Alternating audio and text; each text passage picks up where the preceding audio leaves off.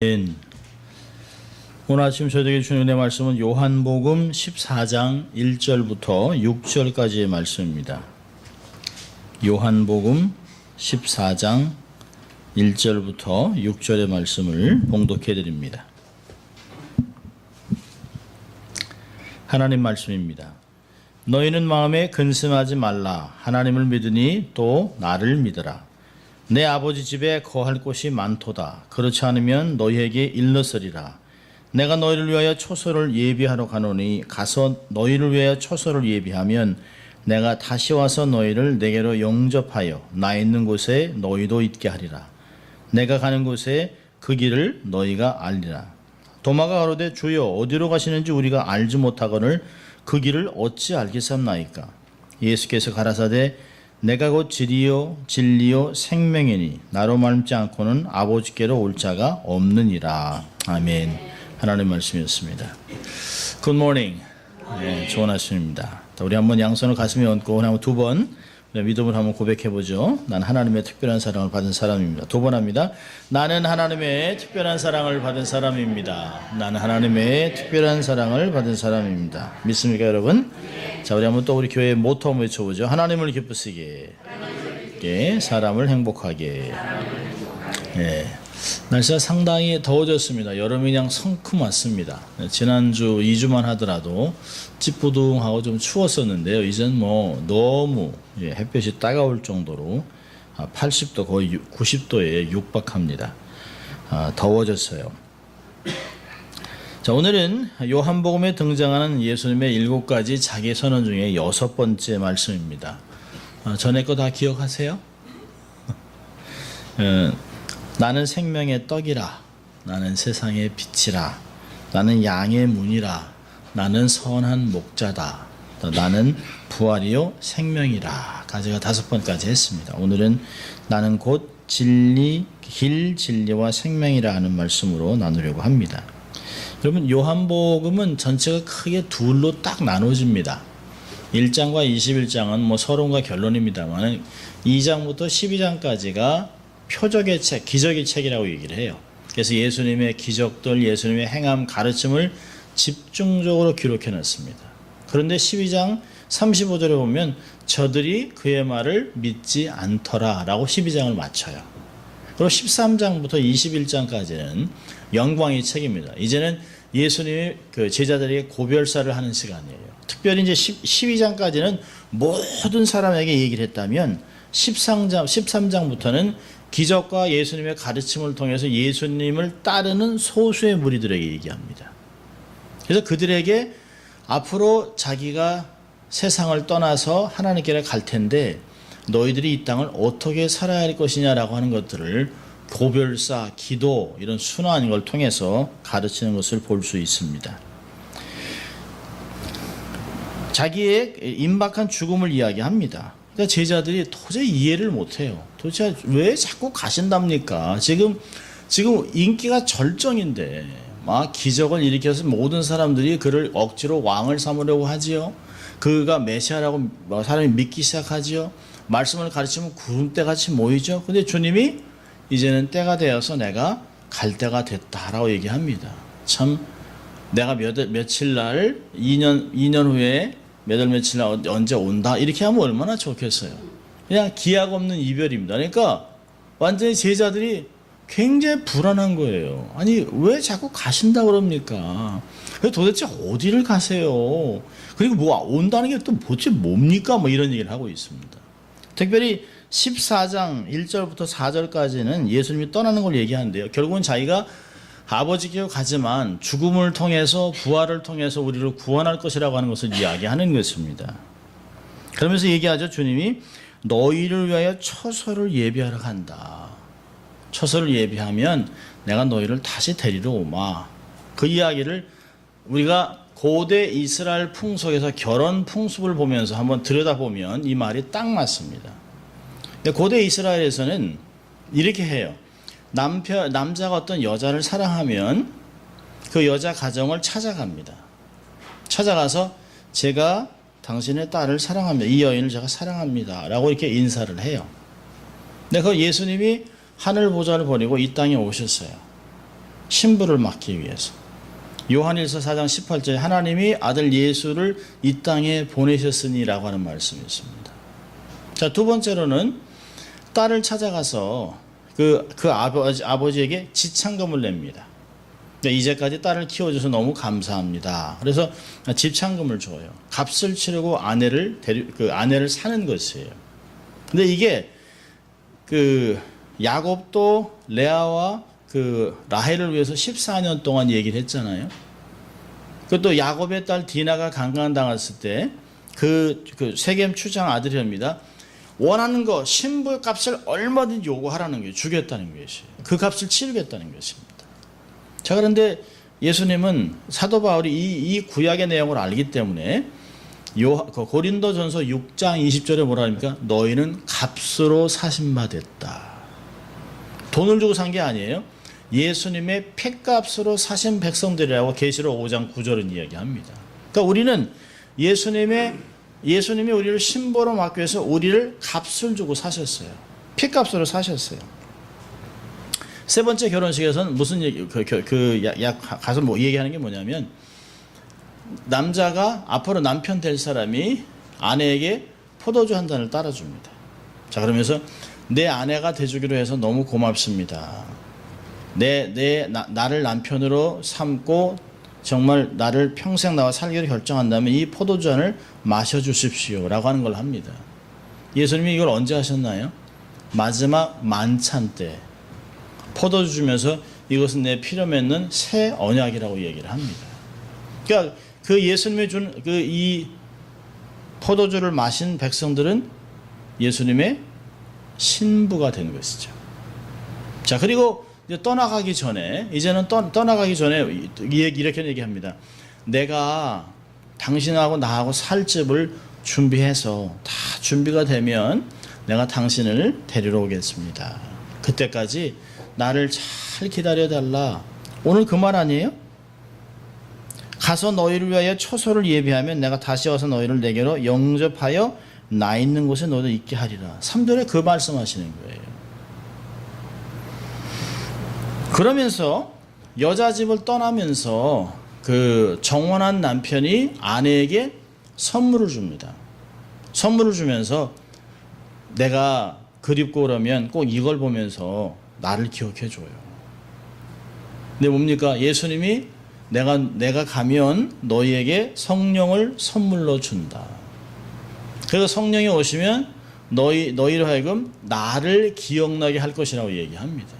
여러분, 성경은 전체가 결혼 모티브예요. 그리고 때가 되면 보통 정혼식이 한 1년에서 2년입니다. 그래서 그 기간 동안 아내는 자기의 정절을 지키고 남편을 기다리면서 결혼식은 남편의 집에 가서 결혼식을 합니다. 그래서 남편이 밤에 와요. 쭉 마을에 들어오면 막 마을이 막 떠들썩합니다. 와, 이제 신랑이 왔다. 그러면 그 신랑이 자기와 정혼한 아내를 나귀에 태우고 그 마을을 떠나요. 그럼 사람들이 이제 그때서야 사람이 울죠. 아이고, 우리 딸이 진짜 가나배. 아이고, 가나봐. 어떡하나. 뭐 이렇게 합니다. 근데 자기가 참 나팔을 불고 와서 아내를 데리고 집에 가서 집에서 아주 큰 혼인잔치를 해요. 여러분, 성경은 처음부터 끝까지 다 혼인잔치입니다. 모티브가.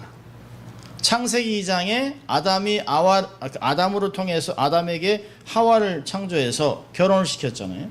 그래서 한 몸이 됐어요. 마지막에 요한계시록을 보면 어린 양의 혼인잔치가 나옵니다. 그러니까 예수님의 삶을 보면 여기서도 예수님이 결혼식 모티브를 얘기하는 거예요. 너희들 두려워하지 말아라. 내가 너희를 신부로 삼았다. 너희를 내가 값을 치렀다. 내가 핏값으로 치른다. 내가 너희들 위해서 다 장소를 만들어 놓으면 내가 너희를 데리러 올게. 걱정하지 말아라. 나를 늘 기억하고 있어라. 정절을 지켜라. 이렇게 얘기하고 하신 것이에요. 자, 그런데 놀라운 것은 아마 예수님이 이렇게 말씀하실 때는 전혀 생각을 못했던 것 같아요. 근데 예수님의 제자들이 성령의 충만을 받고 이 성경 구절을 다 기억하기 시작합니다. 그러니까 요한이 이 말씀을 기억할 때는 정확하게 결혼 모티브, 결혼이라는 주제를 가지고 기록한 것을 너무 잘 알고 있어요. 자, 그런데 여기 보니까 그 당시에는 이렇게 설명을 다 했는데요. 5절에 도마가 이럽니다. 아니 주님 어디로 가는지 우리가 알지 못하는데 그 길을 어떻게 알겠어요? 근데 주님이 중요한 얘기를 해요. 나는 길이요 진리요 생명이니 나로 맘지 않고는 아버지께로 올 자가 없다. 정확하게 선언을 하고 있습니다. 자, 오늘 보려고 하는 것은 6절의 말씀입니다. 나는 길이요 진리요 생명이니 라고 하는 말씀이에요. 하나씩 보려고 하는데요. 예수님 여기 보니까 나는 길이요라고 그냥 많은 길 중에 하나가 아니에요. I am a way가 아닙니다. I am the way입니다. 그 길, 오직 유일한 그 길이라고 얘기합니다. 여러분 종교다원주의는 20세기, 21세기의 종교다원주의가 아주 그냥 팽창하는데요. 모든 종교는 다 구원을 얻을 수 있다라고 얘기합니다. 알라든 하나님이든 부처든 뭐로 가도 천국으로만 가면 돼요. 근데 성경은 그렇게 얘기하지 않습니다. 길이 많은 것 같지만 가야 할 길이 있고 가지 말아야 할 길이 있습니다. 멸망의 길이 있고 생명의 길이 있습니다. 좁아 보이지만 그것이 협착해 보여서 사람들이 많이 안 찾지만 그게 생명의 길로 가는 예수 그리스도의 길이에요. 길은 막 넓어서 많은 사람이 쫓아가는데 결국은 지옥으로 가는 길입니다. 주님이 얘기해서 좁은 길을 택하라고 그랬습니다. 주님이 내가 그 길이기 때문에 나를 따라 내가 만들어 놓은 그 길로 오라고 주님이 말씀하고 있습니다. 예수님이 닦아놓은 길, 예수님이 걸으셨던 그 길을 얘기합니다. 영생으로 가는 길이에요. 여러분 세상 사람들은 자기의 생각, 자기의 경험, 자기의 그 어떤 지식에 따라 길을 걸어요. 그리고 자기가 그 길이 바로 선택했다고 믿습니다. 자, 그런데 성경은 뭐라고 얘기하냐면 잠언서 16장 25절 이렇게 얘기합니다. 어떤 길은 사람의 보기에 바르나 필경은 사망의 길이니라. 우리가 알 수 없어요. 어떤 때는 이게 이렇게 막 푹 빠지는 그 길도 있고요, 늪도 있고요. 반반한 길 같은데 밟으면 훅 빠지는 길도 있습니다. 아무도 몰라요. 알 수가 없어요. 여러분 우리가 성수대교가 무너질 줄 알았겠습니까?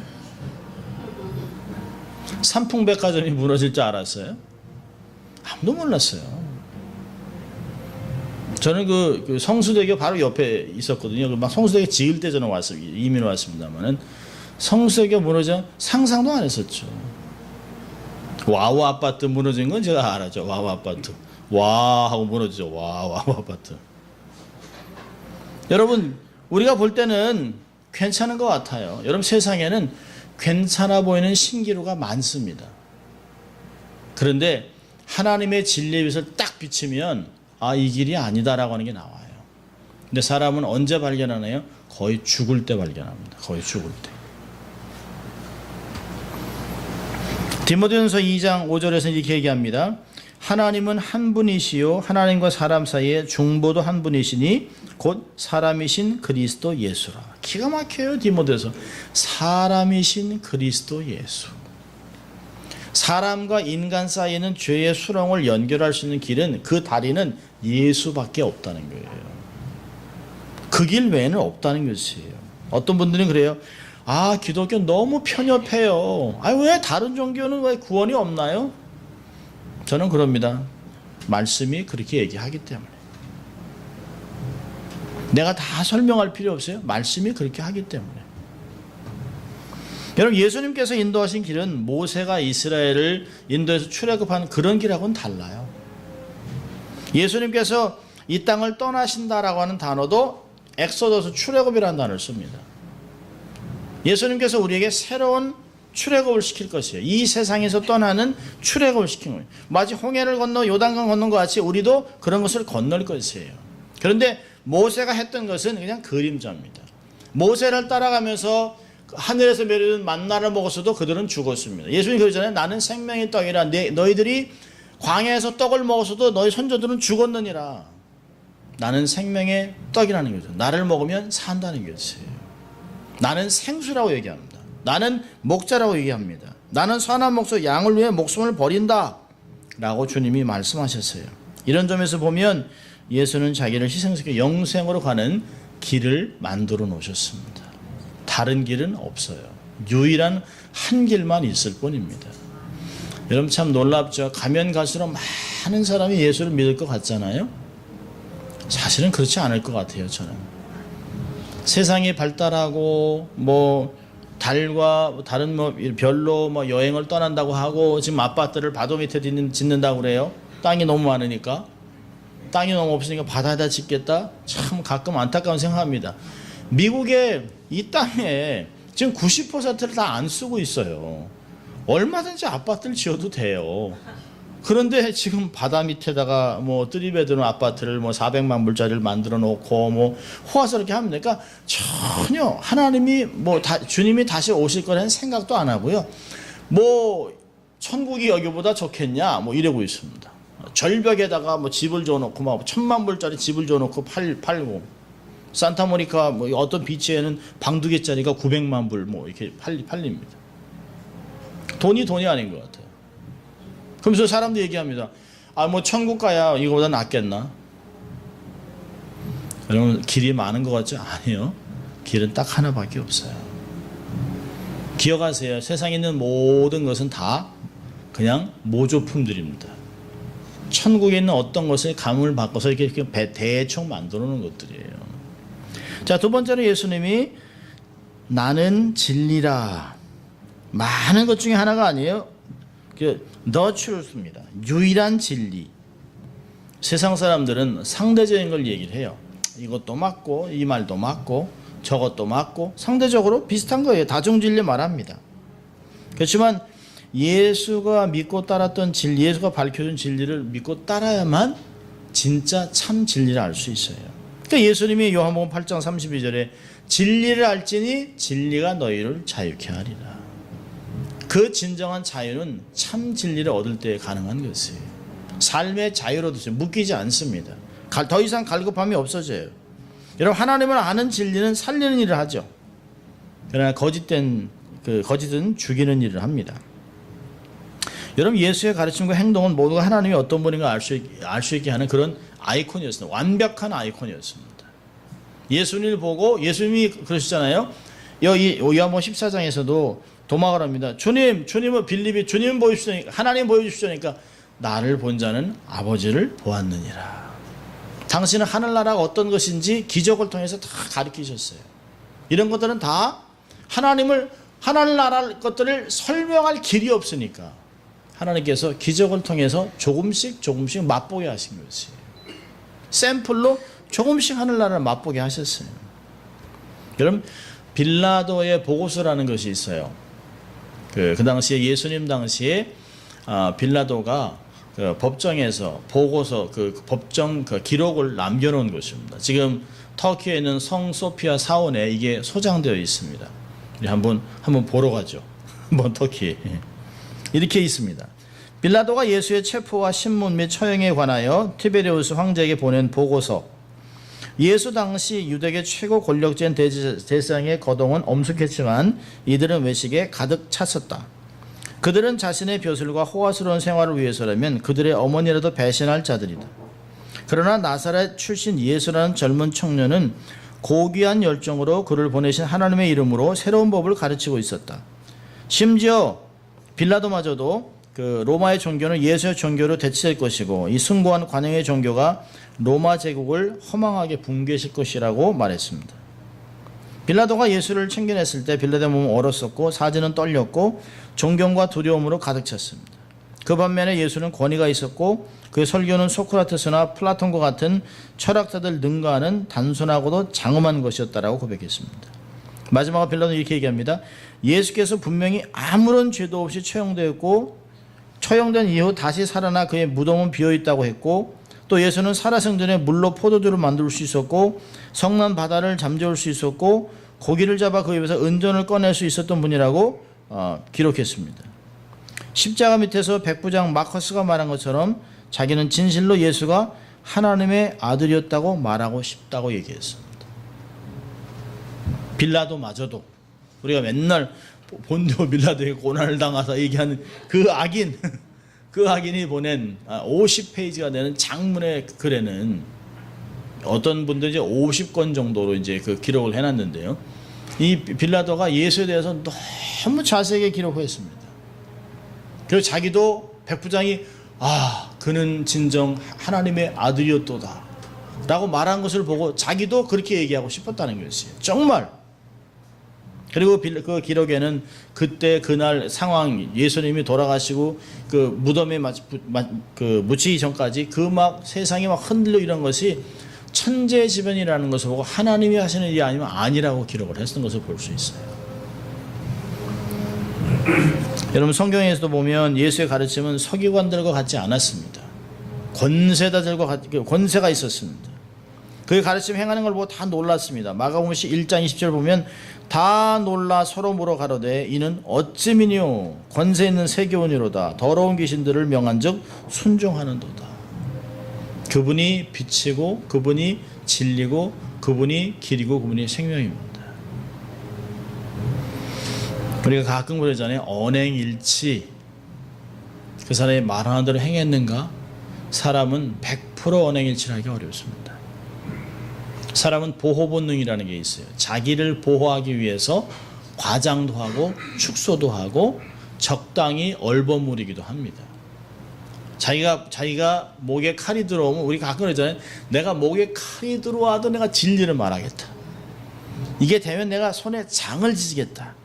손에 장을 지는 사람은 전 본 적이 없습니다. 뭐 칼이 들어와도 진리 아니요. 칼이 오기 전에 이미 다 바꿉니다 말을. 사람은 그래요. 근데 예수님은 그러지 않았어요. 끝까지 말한 그대로 행했던 모습들을 볼 수 있습니다. 세 번째로 예수님은 나는 생명이다. I am the life라고 얘기했습니다. 여러분 세상 사람들은 세상에서 돈 많이 벌고 잘 살고 건강하고 누리는 것이 생명을 얻는 것이라고 이야기를 합니다. 그렇지만 사실은 그 생명 속 안에 근심, 걱정, 원망, 좌절이 얼마나 많은지 몰라요. 여러분 돈이 많은 사람이 걱정이 하나도 없을까요? 오히려 홈레스가 걱정이 없습니다. 잘 잡니다. 홈레스가 금고 사는 거 보셨어요? 홈레스가 무슨 보험 사지 않습니다. 홈레스가 무슨 돈 묻어놓고 있지 않아요. 그냥 그날.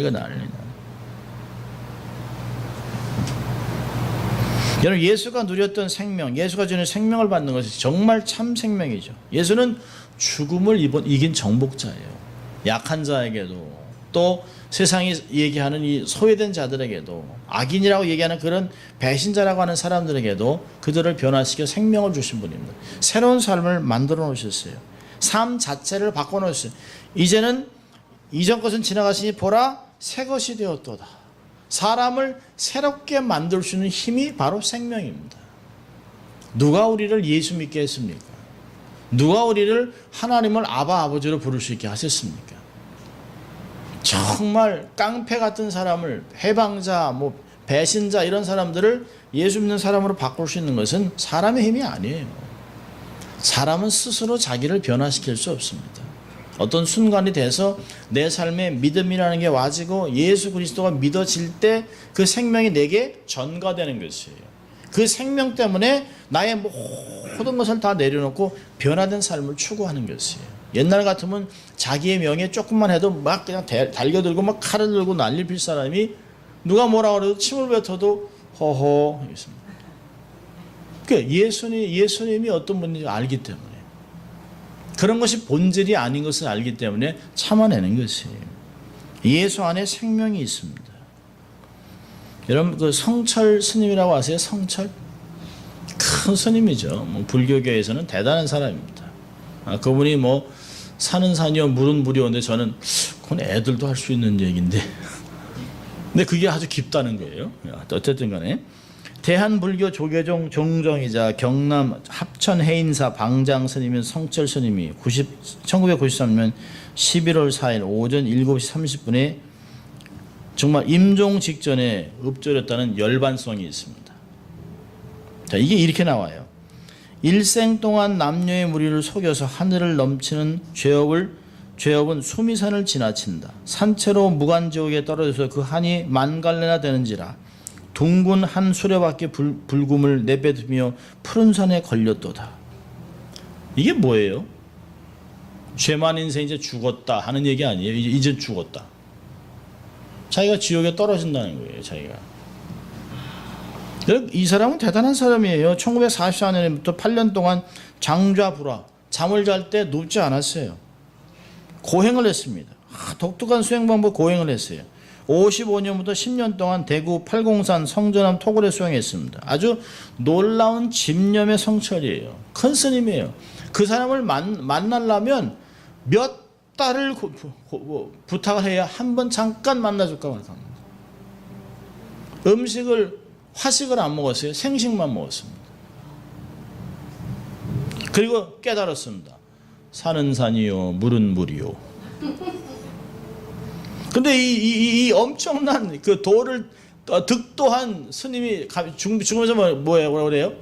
나는 이제 너무 많은 죄 때문에 이젠 지옥에 떨어진다. 그리고 가는 거예요.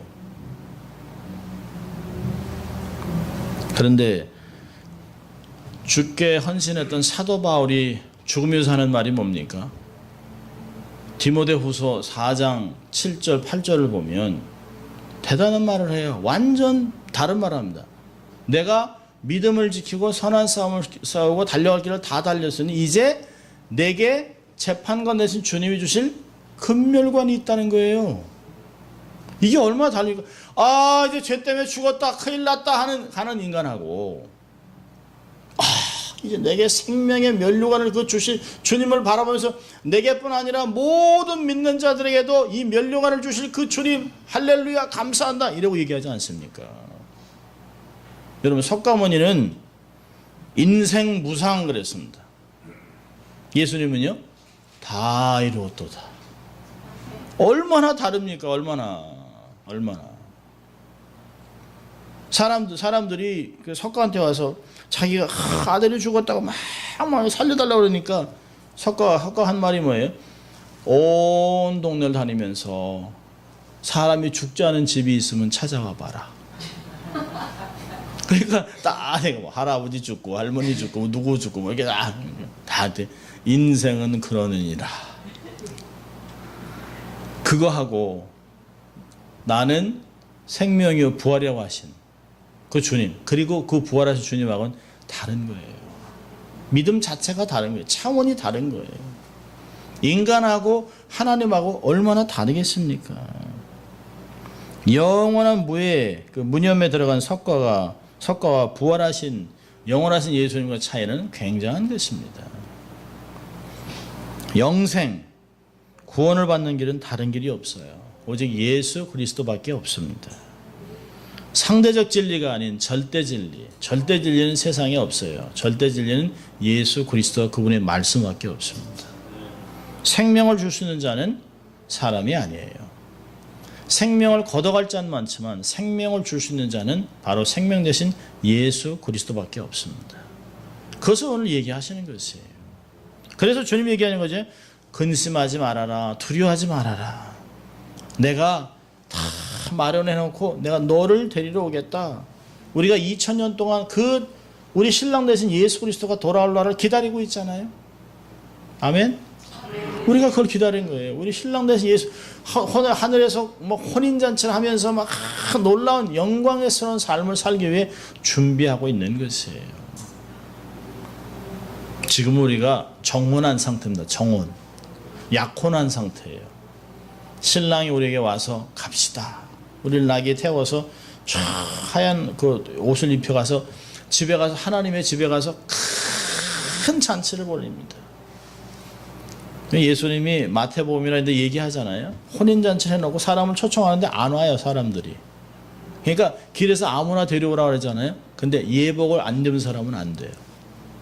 예수 그리스도를 믿는 사람만 혼인잔치에 들어갈 수 있습니다. 우리는 신부로 혼인잔치에 들어가는 사람들이에요. 예수님이 그렇게 말씀하셨습니다. 나는 길이요 진리요 생명이 나로 맘지 않고는 아버지께로 올 자가 없느니라. 이 말씀에 아멘으로 화답하고 확신하면서 영원한 미래를 향한 힘찬 발걸음을 내딛는 하나님의 언약 백성으로 한 주를 살아가시기를 주의 이름으로 축원합니다. 기도하겠습니다. 하나님 아버지 감사합니다. 오늘도 저희들을 부르셔서 말씀으로 권면하시고 다시 한번 우리의 신분, 우리의 삶의 존재를 다시 한번 확인시켜 주신 주님 감사합니다. 주님의 신부로 이 땅을 살아가게 하시고 당당하게 주님을 자랑하고 주님을 드러내는 인생이 될 수 있도록 축복하여 주시옵소서. 감사하고 예수님 이름으로 기도합니다. 아멘.